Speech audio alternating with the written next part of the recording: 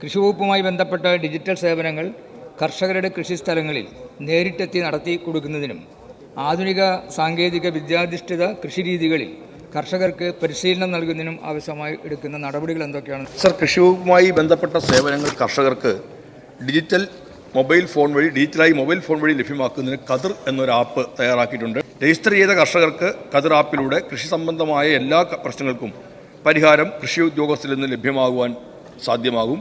കൃഷി ഉദ്യോഗസ്ഥരുടെ സേവനം ഏറ്റവും കൂടുതൽ ലഭ്യമാവേണ്ടത് കൃഷിയിടത്തിലാണ്.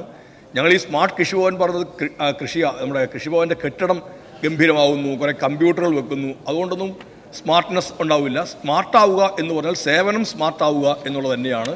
അതിൻ്റെ അടിസ്ഥാനത്തിലാണ് ഇത്തരം ആപ്ലിക്കേഷൻസ് എല്ലാം തയ്യാറാക്കിയിട്ടുള്ളത്.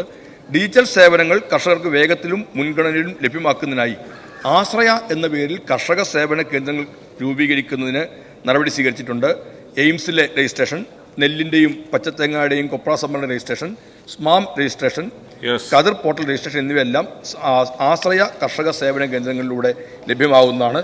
കൃഷിക്കൂട്ടങ്ങൾ, കൃഷിശ്രീ, അഗ്രോ സർവീസ് സെൻറ്റർ, കാർഷിക കർമ്മസേന എന്നിവയാണ് പദ്ധതിയുടെ ഭാഗമായി സേവനങ്ങൾ കർഷകർക്കായി നൽകുന്നത്.